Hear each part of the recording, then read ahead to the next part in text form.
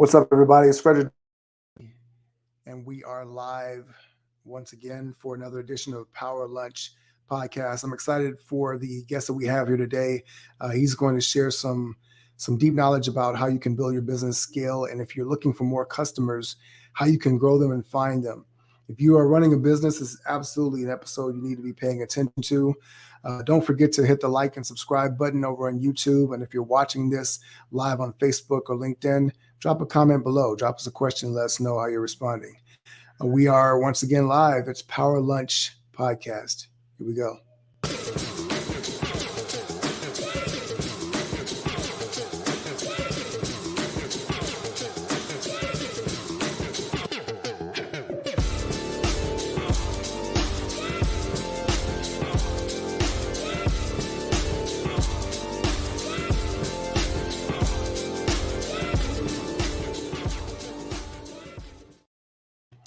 What's up, everyone? Welcome to another edition of Power Lunch Podcast. I'm super excited to have our guest for today, none other than Mr. Kasim Aslam.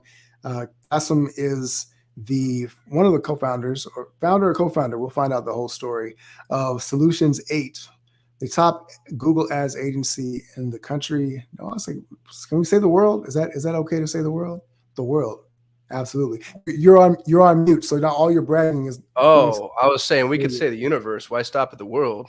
Hey, there you go. That's Right. my type of thinking. All right. The universe is number one Google Ads agency, and we're going to learn all about his story today. But first of all, I want to welcome Kasim to the show. Welcome to Power Lunch Podcast. How are you, Kasim? I'm living the dream, man. I got to tell you, that was the most fire intro I've ever seen anybody put together. I don't know who did that for you, but that was amazing. Well, I appreciate that. Top secret, built it in the lab. So yeah, I figured it felt that way. Yeah. Good stuff. Well, tell everybody a little bit about who you are, Kasim. Who are you and where you're from and what you do? I'm the world's greatest failure. Is the way I like to bill myself. I own a Google Ads agency called Solutions 8, and we manage $54 million in ad spend. We have 200 clients. We're one of the top ranked ad agencies on the planet. And I like to say I'm the world's greatest failure because it actually comes from a keynote that Ryan Dice did at Traffic and Conversion, I think in 2017. In his keynote speech, he goes, 90% of all online ads fail. 90% of all online ads fail. And I actually think it's a little higher than that. I think he was being generous. But even if we're using 90%, I thought about that for a long time. And I'm like, man, all I do for a living is I just fail. I fail for other people. Maybe I fail effectively or fail efficiently or fail forward or however you want to characterize it. But there's so much truth to it. If you're going to run traffic, you are going to fail, and you have to get really comfortable with epic amounts of failure. And that's what I've gotten good at, man. It's just being a great failure.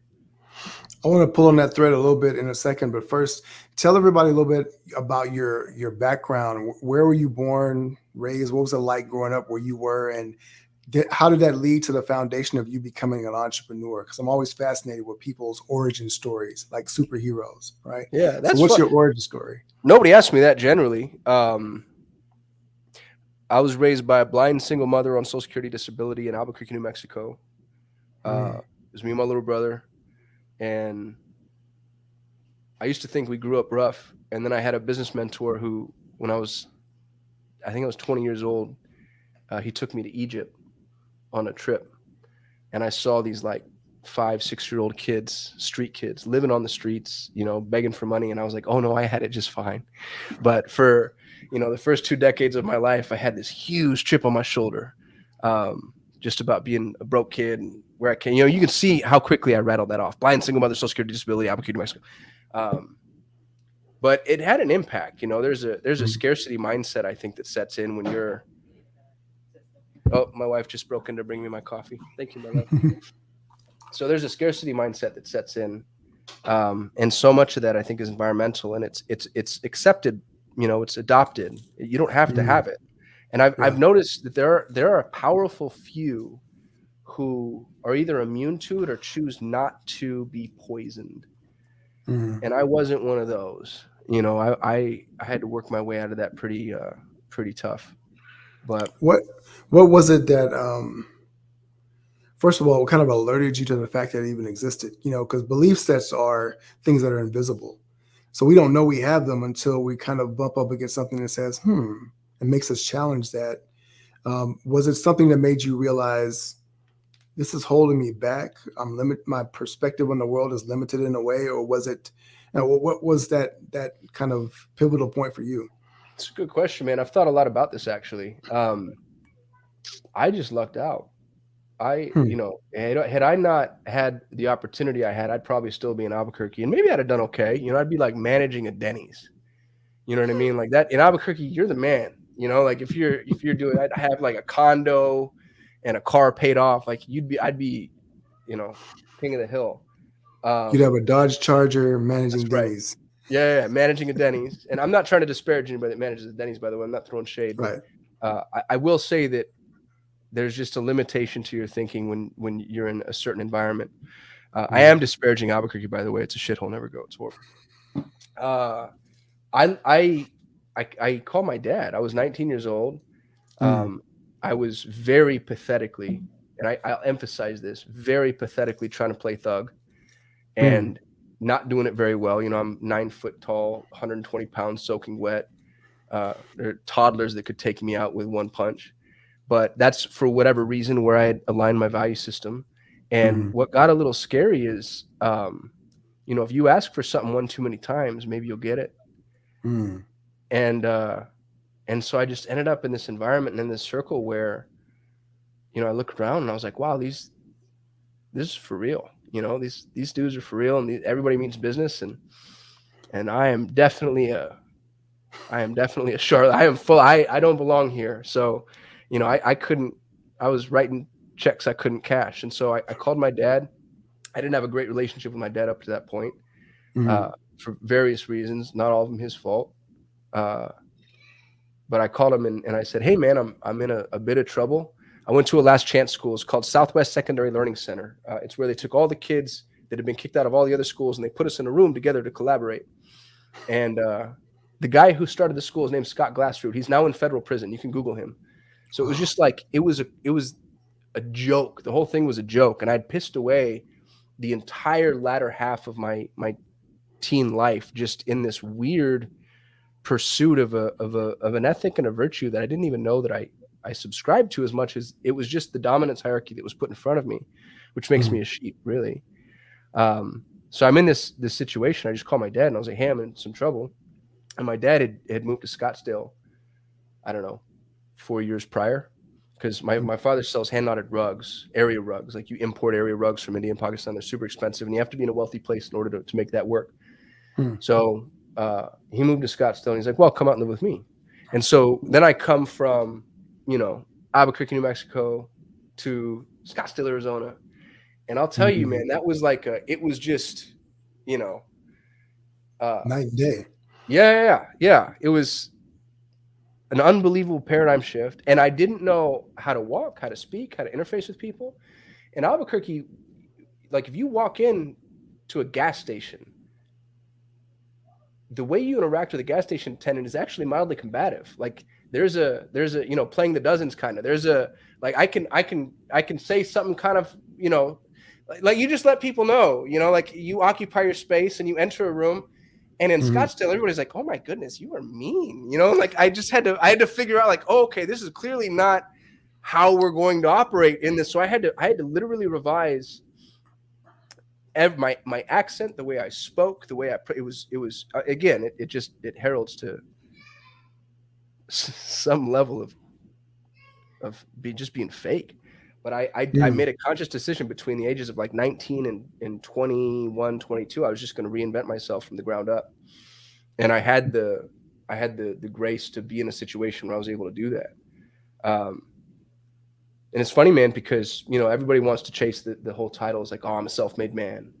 And right. I don't think such a thing exists. If my dad Mm, hadn't pulled me out of Albuquerque, I'd still be some piece of shit trying to steal shit that wasn't mine, and play a game that I couldn't play. And there's other lines of demarcation there and trains of thought that can be followed along the same level of analysis. And my little brother didn't have it quite as lucky. He didn't get out, Sammy, and he ended up he spent 5 years on the streets, 5 years in a federal penitentiary, 4 yard, never PC'd up. He was a known cartel associate. That's a documented fact. You can Google him. And Mm, he's great now. He's been out 3 years. He's in great shape. He's doing very well. He runs a multi-million-dollar business. He's world famous in his industry. But he's mm, 4 years behind me.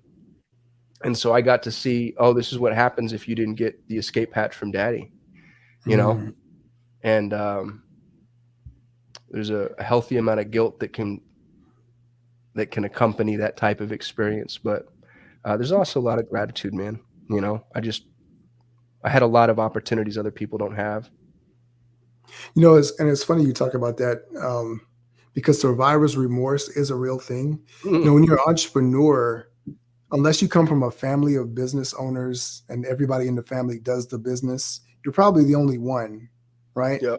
And so there's a healthy amount of, if you succeed, and get a certain amount of success, you're kind of having to, in a way, leave your family behind. It's hard to take them with you if they have not, gone on that personal development journey that's required to be successful. So how did you navigate those feelings, that I would imagine inevitably came up for you? Um, Yeah, I'm still not done with that. mm, I'm deep in those waters, I think, in a lot of ways. It causes an existential crisis because there was a point, mm, I think this is every man in his 20s. mm, Every man in his 20s is going to go read Ayn Rand and decide like, oh man, if you work hard enough, you can do anything. It's just all about me and hustle and grit and whatever, and I'm stay hard and all that, and there's so much truth to that though. I'm not disparaging it. mhm, I'm not. But now I'm a man in my 30s and I have children and I look at the world and I think to myself, I'll give you a handful of examples if you have the patience. mhm, There's a young man that works for me. His name's Yvonne. Yvonne was born in I don't know where he was born, but he's from Kiev, Ukraine. And he's the smartest human I think I've ever encountered. He can do anything. And I found him on freelancer.com. He's going to college and he messaged me. He's like, dude, I need $1,000 a month to cover my nut. And if you pay me that, I'll do whatever you want. I'll be your EA. And that's how we started. And he's since ascended and climbed the ranks of my company. He's now our CTO. But I think about Yvonne. Yvonne was born in a country that just got attacked. He had 30 minutes to pack his shit and escape.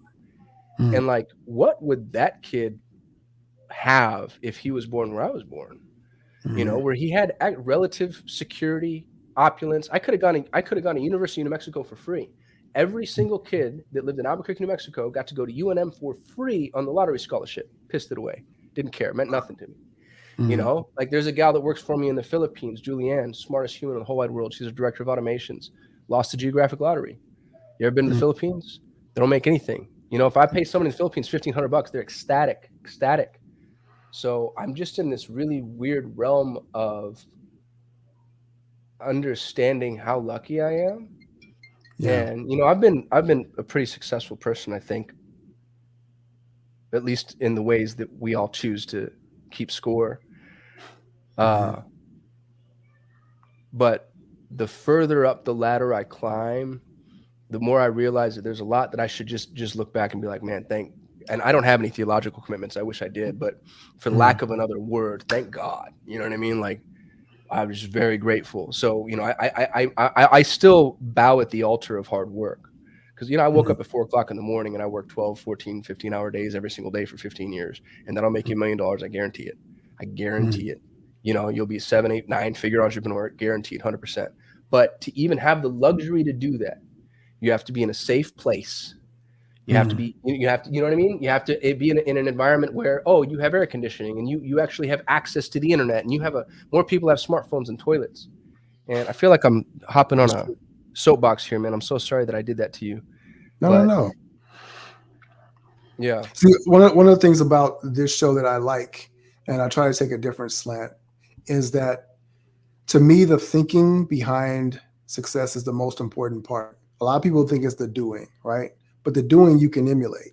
But the Mm, thinking is the hard part because that's what allows you to actually execute at the level that you do. So you kind of sharing your thought process is helpful, I think, to a lot of people that are watching because then they get to see maybe it challenges the way that they see the world or they think about certain things or whatever. So I'm perfectly fine with that. So never you have to apologize for that. what I'm curious about is you got this new window, right? So you got this off ramp from Albuquerque, and now you're in your dad's world, and you're having to make these adjustments. And not everybody does, right? Because some people just say, "Well, this isn't me," or "This is pretentious." I don't belong here. No, I You sold decided right out, man. I sold out. I was done. I was like, yeah, I'm happy to be here. I had my cardigan on. I had polished shoes. I'd walk slower, and yeah, I just changed everything about myself overnight. I was happy to do it.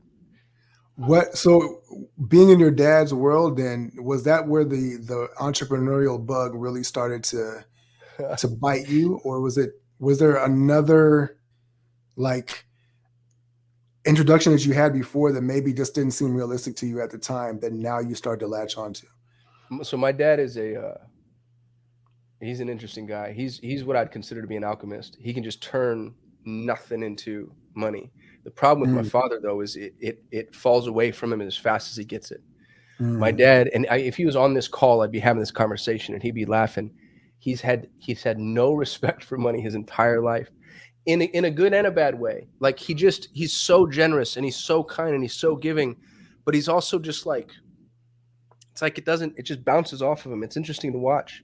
mm, So I moved to Scottsdale, and his business is doing okay. He's in retail, so you got to be there mm, every single day. It's not a phenomenal quality of life, mm, but it's the wealthiest I'd ever been. And so all of a sudden, I'm getting used to like picking up the checks and doing everything that I do. And I started my own little business, and I thought I was doing okay at the time. And and then the financial collapse hit. And mm, so what's funny, the irony, and the thing that I think maybe I deserved for being such an epic sellout is, I escaped from Albuquerque, I escaped from poverty, and then I hit Scottsdale and I start my little business when I was 20 years old, and I'm making more money than 20-year-olds should make. And mm, and then the financial collapse come, and I had the house on the hill and the idiot's car, and I had $200 haircuts, and I always picked up the check. And then I realized when the economy turned, oh, I don't own these things. The bank owns these things, and they were mm, very quick to remind me of that. And so within a couple of years, I was right back to where I started. I was in this apartment building that I could only afford to get in. It was a $150 application fee, and I went to my dad for the money because I didn't have it. And my dad told mm, me, he was like, "Son, this is it. This is all I got. I'm trying to figure my thing out too." Because he mm, lost his house, his car, whatever. He ended up going to another city trying to start another store. It failed miserably. But my mm, dad's always been kind of a hustler that way. And so I'm in this apartment building, in this little apartment, not a bad one, but they were offering 3 months free if you sign an 18-month lease. So I gave them their $150, and I had 90 days. And I'm going to Costco on an expired Costco card, eating free tryouts. Like that's how I was feeding myself.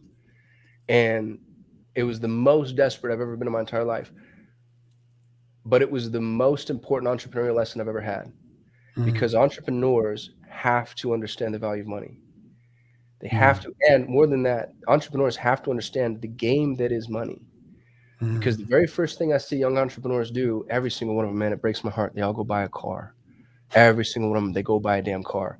And mm, some of them, I'm like, all right, you need to do that because I needed to do that, and it just is what it is, what it is. But I'm excited to meet you on the other end of what this ends up being for you, because I can tell you now, I have such a massive aversion to debt, and mm, my house is paid off, my cars are paid off. I could live the entire rest of my life not making another solitary dime, and I will be mm, able to feed my children.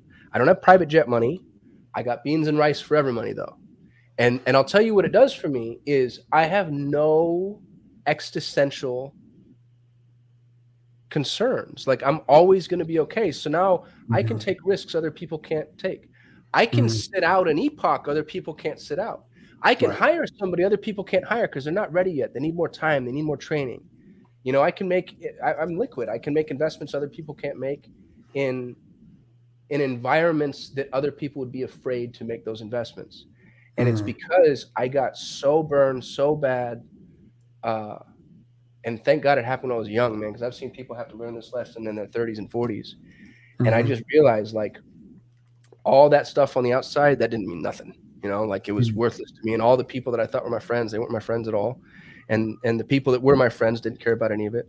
And so if you're an entrepreneur, get used to the game of money, get good at it. And here's my rule for everybody, okay? If anybody cares to listen, you can only make extravagant purchases with the money your money makes you. You mm, only Mhm. make extravagant purchases with the money your money makes you. I like a lot of things. I like antique books. You can see behind me. This is not the room in the house with the most books. I like spending money on my kids. I like guns. I like a lot of weird, obscure, eccentric things. But I'll only make extravagant purchases with the money my money makes me. Time for money is a horrible trade. Time's a Mhm. non-renewable resource. If you're talking about money your time makes you, you save that and invest that. Yeah. And you get to a point to where your money's making you money. And now, if you want a Ferrari, Lamborghini, I'm not here to wealth shame. Have at it, man. God bless you. That's great. It's actually not even that hard. Like if you see somebody running around in a supercar, it's $2,500 a month. Like really Mhm. wrap your head around. That's $2,500 a month. Maybe it's like top of the line, this, that, whatever, $5,000 a month, whatever it ends up being. But it's not insurmountable. It's not inaccessible. Uh, but it's as soon as you can kind of back out of it and realize like, oh, it's kind of not that big a deal. But $5,000 a month, if that's money that your time is making you, I don't care how much you bill your hourly. It's an inefficient trade. It's a massively inefficient trade. And I think that if people can operate according to that set of rules, man, it's made all the difference for me. Mhm. Yeah, I couldn't agree more. I think that's really sound advice, especially coming from somebody who's experienced it and lived it so deeply. What was the business that you had at first? It's funny, man. I wanted to be an actor. That was my sad, pathetic little passion. And so I wanted something that I could do from set, because you're out on set and you're wherever you are. Mhm. And so I was like, why? I need something I can do from anywhere from my laptop. And so I thought like, oh, I'm going to outsource, right? Because that was a buzzword at the time. Back in the day, nobody knew what outsourcing was. And Mhm. so I would just go find offshore suppliers and I'd try to sell their stuff. So I tried like medical and legal transcription and that failed. I tried outsourcing mortgage processing and that failed. And I ended up outsourcing software development. And that actually kind of hit because, people like and some of this might have, again, just been luck. But I ran into a couple of people that needed little apps built. I ended up building a banking application for the largest privately held bank in the United States, actually. Hmm. And I started doing okay. And it was a great little model. It was like, all right, you need software built. I go talk to this dude over here, figure out what he's going to charge me. I'll double it, triple it, quadruple it, 10x the price, whatever I feel I can get it. And now I'm just a proxy for communication. And that's a little tougher to do today. Mhm.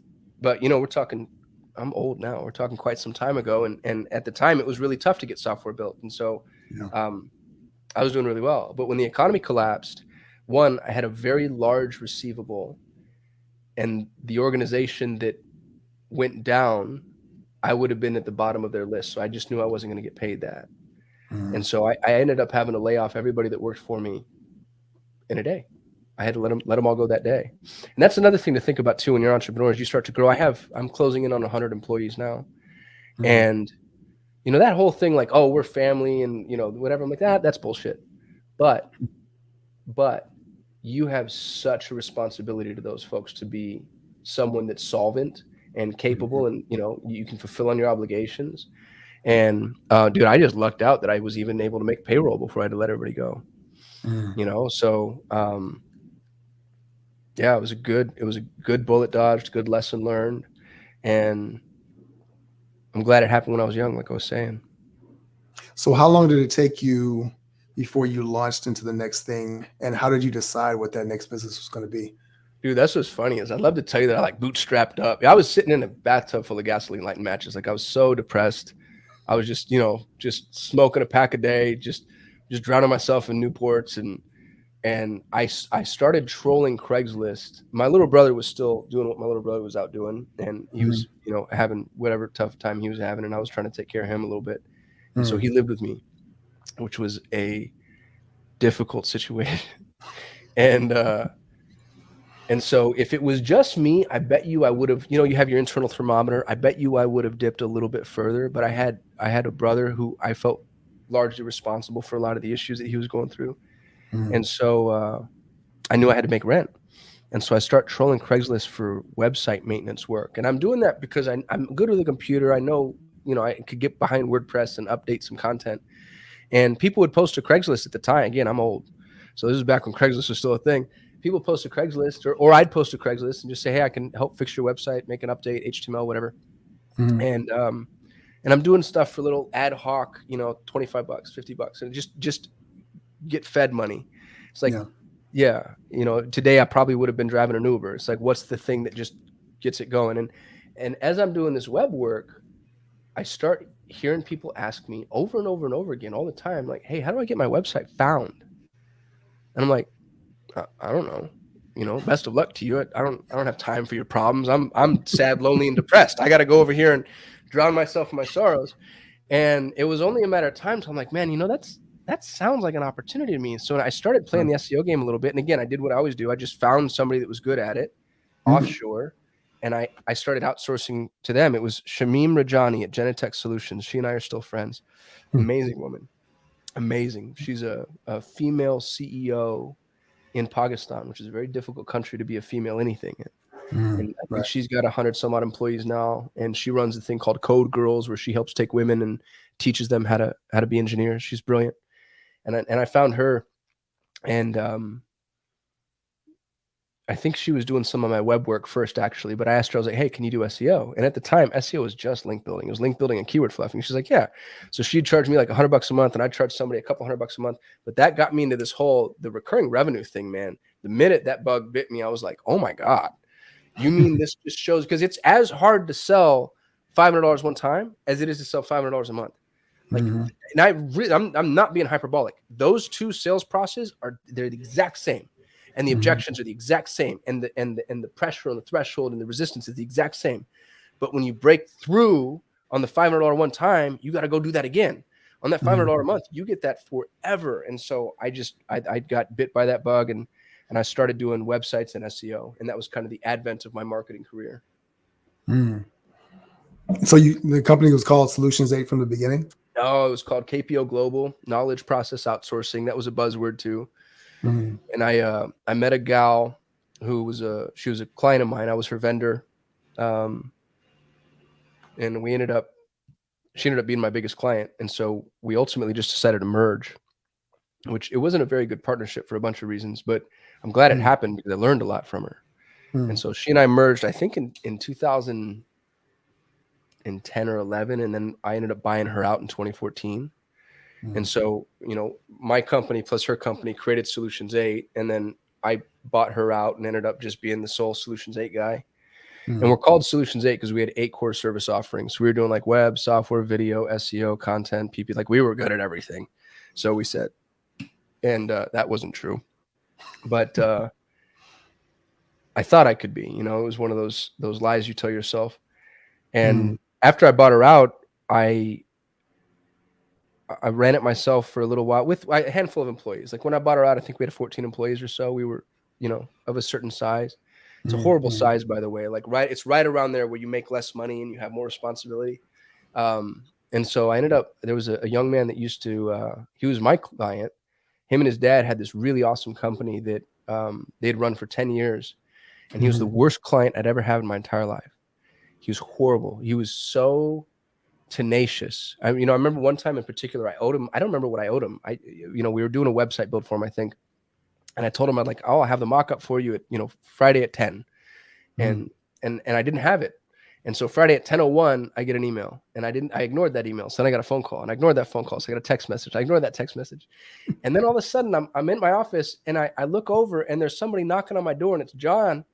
And I'm like, this dude, like, are you, and he drove the 20 minutes down from Deer Valley Airport over to my office. He's like, hey man, just checking in on that deliverable. And I'm like, yeah, I don't have it. I was ignoring you. And he laughed and I laughed, but I was just like, you're the most tenacious human I've ever known in my entire life. And as his vendor, it was difficult to deal with, but I just remember how much I envied his grit and his tenacity. And so his business ends up getting taken down by a bad investor. Investor tries to steal the IP. There's a whole litigious thing, kills the business. So he ends up and he gets a sales job, does great. He's the number one sales guy at the organization the very first month he's there. But he's working 7 days a week, 12 hours a day. And this is a man with a wife and 2 little girls. I think at the time he only had 1 little girl. And I just knew. I was like, this is going to wear him down. So I called him up. I was like, hey man, why don't you come work with me? And he told me what he needed to make. And I was like, well, I can't pay you half that. So, but I just stayed in, that's the one thing I might be good at, man, is just finding people that are way smarter than I am to come help me. And I just stayed in front of him. And I think I caught him at the right time, because 3 months into it, he was like, dude, I never see my wife. I never see my babies.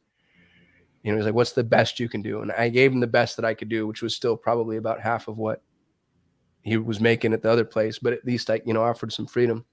Mm. And then I told him, I was like, look, if I'm going to pay you this, we've probably got about 60 days. And, I might have been lying a little bit just to manage expectations. Maybe it was 90, but I was paying him more than I had been paying myself. And he Wow. came in and he's the reason that Solutions 8 exists. He's the one that identified Google Ads is the highest performing. He figured out that, well, dude, if we run Google Ads for people, everybody that's successful is successful with Google Ads first. And it makes sense because you take your customer, you throw them in the Coliseum with all their competitors, and you see if they can come out alive. And if they do, it's like, well, then you'll probably do great at all these other things because I know you have an offer that people want. I know you actually answer your phone. I know you have a fulfillment process. I know that you have pricing that makes sense. So I love it when people are like, oh, I'm going to test Google Ads. I'm like, no, you're not. Google's going to test you. Like this is somebody says, hey, Google, I want exactly what the hell this dude sells. And I put you in front of them and they don't buy. Whose fault is that? You know what I mean? Wow. Like, right? Like it's the ultimate match from a continuity perspective. So, and people don't like hearing that. They don't like hearing like, hey, you're not charging enough or you're charging too much. Or by the way, your sales guy didn't answer 30% of the phone calls or he answered them poorly or you're not ascending well enough or your lifetime value isn't high enough, whatever it ends up being. But John identified Google Ads was the ultimate litmus test. And so we didn't initially try to niche down into Google Ads. We were just going to use it to see which clients we invest in for broader endeavors. And over time, we just got so damn good at it, we became the Google Ads agency. But it's another example, man, of, if I didn't have John, if I hadn't, like stalked him and talked him into coming and working for me, like I wouldn't have this. It's just luck. It's just grace, blessings, whatever you want to call it. I'm just so grateful, One thing I get as a sense of listening to you is just like this tremendous humility. Like I it's agree well with you. earned, Frederick. I'll tell you. Well, I was gonna make a joke that I could see why you would make a bad thug because you're so humble. Yeah. But it also feels like a real skill set because you talked about it. You touched on it just a second ago, like the ability to identify people who are smarter than you.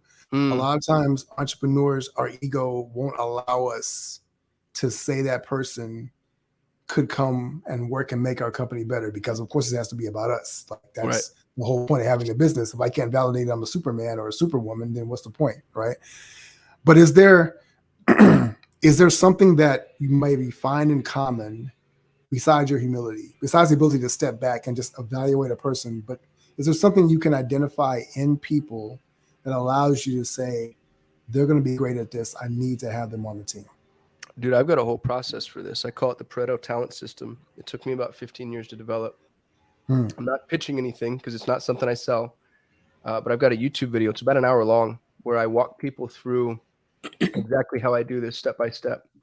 Wow. And there's a couple of keys there, and I'll give away the easy button, and then I'll send you this link. And if you want to share it, you can. Yeah, please. First key, and I had learned this the hard way because entrepreneurs like to get people for as little as they possibly can and squeeze as much as they can out of them. The first key is you have to pay more and give more than anybody else is willing to pay or to give. Because you want a peak performer. There's nothing more expensive than a cheap employee. Nothing more expensive than a cheap employee. And here's the interesting thing about peak performers, and this is a statistical truism, by the way. A peak performer doesn't do 10% more. They do 5 or 10 times more. That's the Pareto distribution. People think the Pareto distribution is 80-20. It's not. The Pareto distribution is the square root of the total participants own half. And if you're talking about 10 people, that's, 3 people own 50%, which isn't that big a deal, but you're talking about 1,000 people. You know what I mean? So like you end up in a situation where that Pareto distribution is huge. It's staggering. And if you want the best of the best of the best of the best of the best, if you want a John Moran or an Yvonne Boonin or Julianne, my automations manager, anybody who works for me, my staff, everybody who ever comes in an organization is like, where do you find these people? The first thing I do is I pay more than anybody else is willing to pay. And here's the thing. We're not Fortune 100 company. So you might say, well, dude, I can't afford to do that. Well, that's why you don't go to Silicon Valley and hire out of Silicon Valley. The world is flat now, to quote Thomas Friedman. I'm not a flat earther. But dude, I've got like Yvonne, my CTO is a kid from Ukraine. My automations manager is a young lady from the Philippines. We just hired our very first Google Ads specialist from, where the hell is he from? Um, I think he might be from Kenya. Uh, the gentleman that is responsible for the most specialist referrals I have is from Venezuela, which a lot of Mm, people won't hire from Kenya or Venezuela because there's so much like, oh, the Prince of Nairobi's trying to scam me here, and there's all these like internet whatever farms there, and I'm finding the best people in the world. Here's the thing about like Philippines. I'll use the Philippines as an example because I think the Filipino labor force is unbelievable. mm, $500 a month is a good salary in the Philippines. $500 a month, U.S. mm, You pay $1,500 a month, you can get a triple PhD. And you mm, can't tell me for a fraction of a second that there aren't people in the Philippines that are capable of being CEOs, CFOs, CAOs, COOs. You know what I mean? Like, yeah. what are they dumber than we are? You know what I mean? So we've just taken all offshore labor and decided that, oh, you can do grunt work, Mm-hmm. but you can't, like you can't do what I can do. Right. And I just, for whatever reason, never adopted that prejudice. And I started finding, or maybe I did, and I just started finding out that I was wrong. I don't know. I don't know how the evolution happened, but I have got the best people in the world. One of the gentlemen that works for me and is one of our Google Ads strategists, I pay him 6 times what his peers would make being a Google Ads strategist. 6 times. Imagine making if the average salary in San Diego for an entry level whatever is 100 grand and you're making $600,000. Imagine what that would do. It's insane. But I have the best people in the world. Now, here's the thing is Mm, when you're paying that and you put that job posting up, you get so many submissions that are overwhelming. So you have to make it impossibly hard for them to even get through the jump through the hoops. And in the Pareto talent process, I'll explain, or that I do explain inside of the YouTube video, my job description at the very top, it says, make sure that your subject line reads, I actually read the instructions. And then mm, I've got all these little fly traps with instructions. And I ask them things like, send me your resume in this file format with this nomenclature. If I don't get your resume in a PDF file, and I actually say, send me a link to your resume, not an attachment, because I don't want to get hit by spam. And mm, then I want this nomenclature. So this is the naming convention. If I don't get that, you're out. You can't pay attention close enough. I'm paying 3x, and you can't. And then I'll ask things like, one of my favorites is, there's a quote by Khalil Gibran that I really love. He's a Lebanese poet, and he says, "Work is love made visible." And I'll ask, mm, what does this quote mean to you? If you were an animal, what animal would you be? Um, there's a couple of others that are kind of situation dependent. And then when I get those responses, most of them I can throw away because most people don't even say, I actually read the instructions. The people that do didn't actually read the instructions.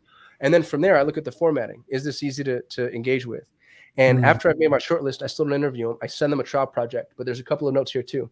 I pay them to do the trial project because I want them to know I respect your time and I'm not going to take advantage of you. And I pay them in advance. I don't pay them a ton of money, but I say, mm, what's your PayPal address? And I'll send them $20.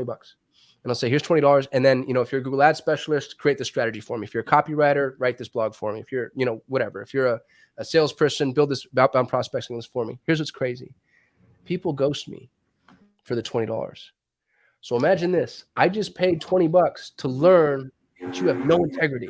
And I got to yeah, do that before I brought you into my organization and put a fox in the hen house.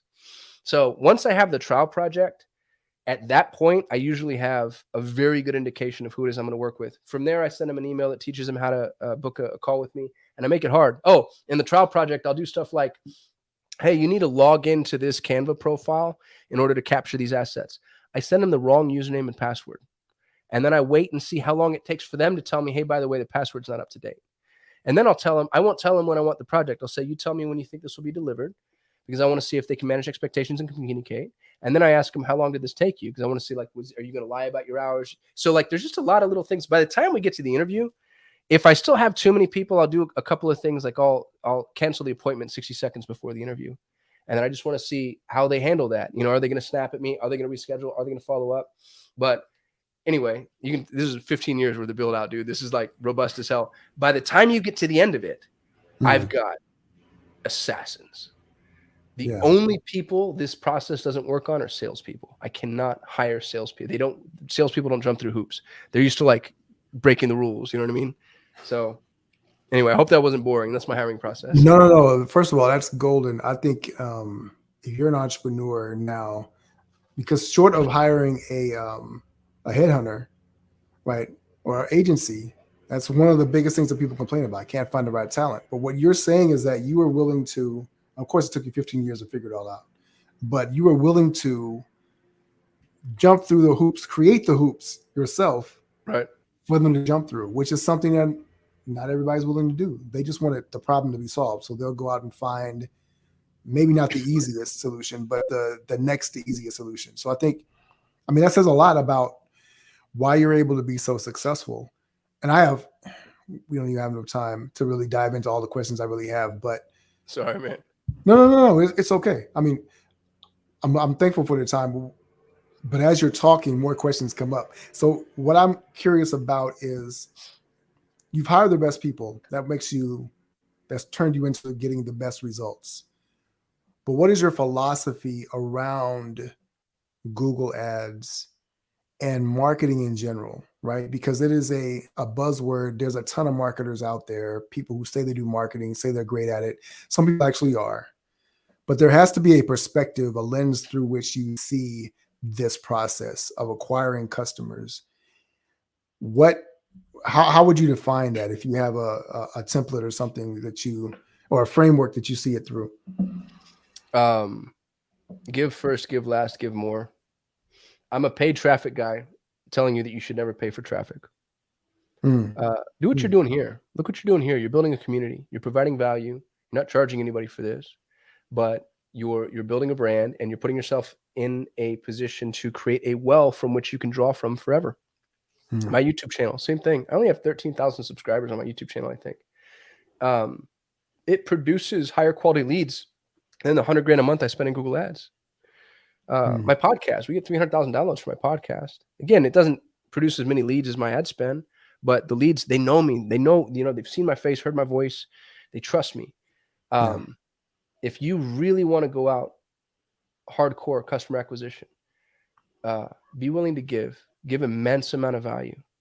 Mm, And don't worry about like, oh, well, if I give away the secret sauce, they're going to do it themselves. I'm here to tell you, I promise you that's not true. I promise. All that's going to happen is you're going to be like, okay, that makes sense. Can you please do this for me?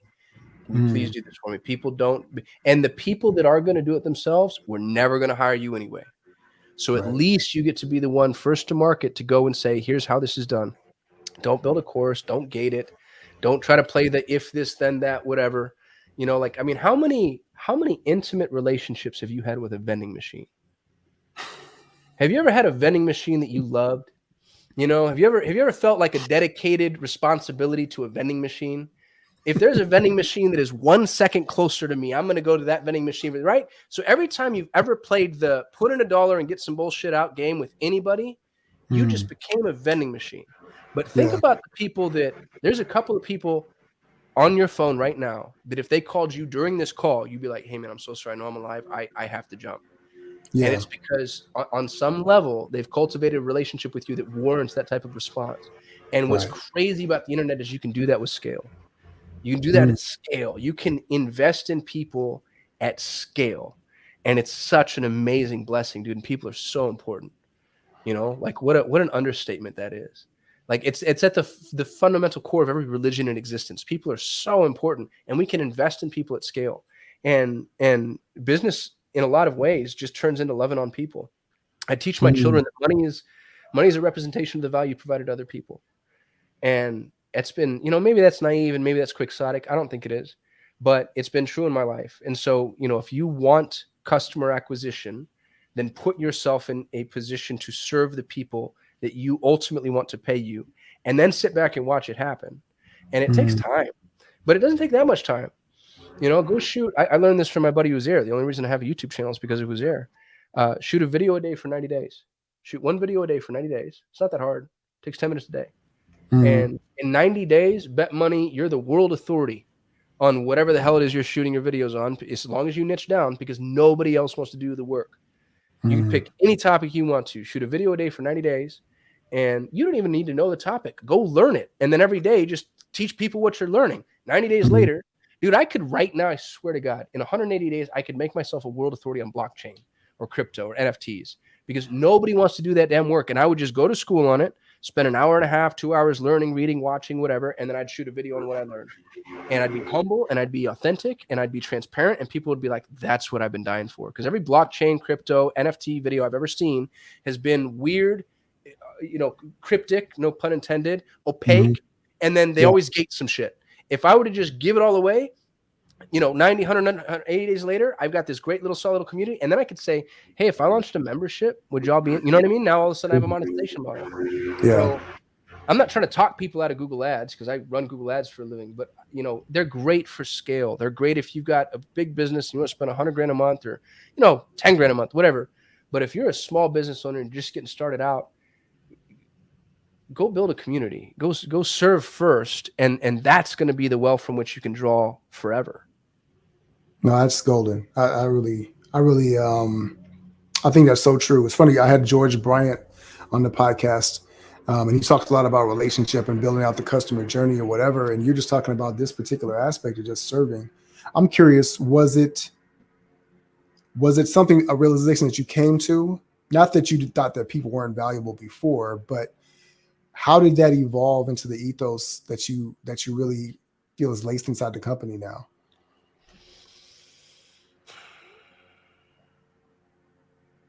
It's a great question. I don't know the answer to. I think I tried as a young entrepreneur again. I just thought I could treat people like cogs. And to be honest with you, that's kind of how we're taught. Like you go buy a management book and it's like, oh, and then you buy, a grunt and you put them here, and you buy a middle manager and you put them there, and you buy a director and you put them there. And it doesn't matter who they are, what they are, when they are. Like you just put them on the assembly line and you set them loose. And there was such a difference in the people that I would work with and that I would hire. And I think the thing that I do really well is I'm able to identify skills in other people that I don't even think they can identify themselves. You know what I mean? Like if you give me a day with somebody, I'm going to sit back and be like, Jesus, you are amazing at this. And then the other thing that I do too is there's that whole, like, don't judge a fish by its ability to climb a tree. I'll tell you a story about my now business partner, John Moran, who, when I first hired him, was just an employee, and he got so important I had to give him equity so he wouldn't go away. John does not follow standard operating procedures. John will not, cannot ever. It's against, there's something about, I don't know if it's a tick or he's, something, but if you're like, hey man, anytime you do this, I need you to, go into the project management tool and mark this off and change this setting. He just will not do that bullshit. So here I have the smartest Google Ads mind on the planet. On the planet. I swear to God, this is true. And he has this weird aversion to, what are they called in office space, TCM reports or whatever. Like he just won't do the damn thing. And what most people would do is they'd sit there trying to fix him. What I did was I fixed the process. And now the rule is, well, John doesn't have to do that at all. John is a damn, you know what I mean? Like he's the savant. He's going to, if you've got a dude that will always run the ball down the field and always get the goal, but he can't do this type of conditioning or whatever, lose the conditioning. Like don't put yourself at the subject of your own romantic notions about what certain things mean. And I've done that for a lot of folks. Like I'll hire somebody for this role and they'll have a couple of weak points. And instead of trying to fix those weak points, I'm not telling you I don't coach people because I think you should. But sometimes it's like, man, you really suck at this, but you're great at these things. Why don't we just make that the job? You know what I mean? Like, why sit here and try to get this person to lift weights they can't lift when they're a long distance runner? Let's just let you go do that. And I don't know, man. I don't know where the people are important thing came from, but I'll tell you, it's made all the difference for me. And at the risk of sounding, I might be Michael Scott or Bill Lumberg and just not know it. I could just get laughed at behind my back all the damn time. But I've got some loyal people. I got a young lady. She was the director of my marketing department. She was offered a salary that she didn't tell me the exact number. I'm pretty sure it was double. She was offered a salary by a way bigger agency. It was damn near double. She didn't tell me. A year later, they came back and she's like, Kasim, they just upped this offer. I was never going to bring it to you. And I was like, Patience, you should take this. This is amazing. Like, I'm so proud of you. You know what I mean? This is awesome. And I could never afford to pay you anything even close to this. And you've earned it and you're amazing. You're unbelievable. She's the reason that we're ranked number one organically. But like for a year, this poor girl went suffering in silence because she was loyal to me and what I was doing. And I think it's because I've given people the ability to kind of just like, go live in their power. So that got real preachy too. I've done a lot of preaching today, Frederick. I don't know how I Hey, feel about this, but you're a good interviewer, man. I appreciate you giving me some space to just talk. no, it's fascinating, man. I knew that I was going to be fascinated by our conversation together, and I'm really glad we did it. And we're getting close to wrapping up, but I'm curious about the evolution of you as a leader, because that's clearly what you are. You think like a leader, you talk like a leader. You don't talk like just an entrepreneur who runs a business, who has some employees and does some cool stuff, right? Has a great product, whatever. But have you been conscious? And I know that you've mentioned mentors that you had, but have you been conscious of the process of your growth as a leader through the growth of your company? I just want to know kind of your thoughts on that. I think the most important lesson I've ever learned for myself is the value of truth. Mm, Um, and truth is it's a real easy concept to champion on a call like this. It's a tough concept to champion when you're on a call with somebody and you're explaining to them why you're letting them go, or why they didn't mm, get the job, or why they're not performing. And it's so tempting to water it down or to take off the sharp edges. And I've just gotten really good at using the truth. It's a sword and a shield. I think it's the most important thing. Full stop, man. I think it's the most important thing. I teach my children. It's on my website right now too. Our core values are truth, responsibility, and heart. And by heart, I really mean love. But people don't like the word love. It has some preconceived notions, so we can call it heart. But people think that love is the most important thing, and I disagree with that, because love without truth is blind, and love without responsibility is impotent. So I think, hierarchically structured, I think truth is the most important thing. Responsibility is the second most important thing, and then you can have love. But I wow. think truth, man. I can't say the word pathological. What would I say? I was addicted to lying from the ages of 7 to 22. It's so easy when you can bend the fabric of reality and just say whatever the hell you wanted to say. You know what I mean? Like, nah, I didn't do that. Or that was me. I just make myself sound cooler, have a better story than you, one up, whatever. But it becomes and I've read that you can't break yourself against a principle. You can't break a principle. You can only break yourself against a principle. So I can't break truth, but I can break myself against truth. And it's Mm. so costly. It's so deadly. And so I think the thing that I've maybe, and again, it's just because I failed so miserably at it for so long. Um, but the thing I'd credit some of my success with is I'm just rabid about just telling the truth, you know, and I think people really appreciate that. Even if it's not comforting in the moment, they're like, all right, well, at least that dude didn't lie to me. Kasim, I can't thank you enough, man. I've been really, really blessed since we're going with the whole gospel theme here of preaching. I think it's really been a blessing. I think it's been really rich, and I'm grateful for your time. I know you got to jump here soon. Tell everybody where they can find you, how they can connect with you if they want to learn more about what you're up to, Solutions 8, whatever you got going on. Yeah. Well, if you can't find me online, don't listen to anything that I'm talking about, because I'm obviously not good at my job. My company is SOL, the number 8.com. You can find me on socials at Kasim Aslam across all channels. And I shoot a YouTube video every day. So you can go to my YouTube channel, just search for Solutions 8. And yeah, I appreciate you having me on, man. This is the exact right thing to be doing. I love the community building. I appreciate it, Kasim. Thanks for stopping by. I know we got to jump. For everybody else who's been watching, we had a lot of great comments in the thread as well.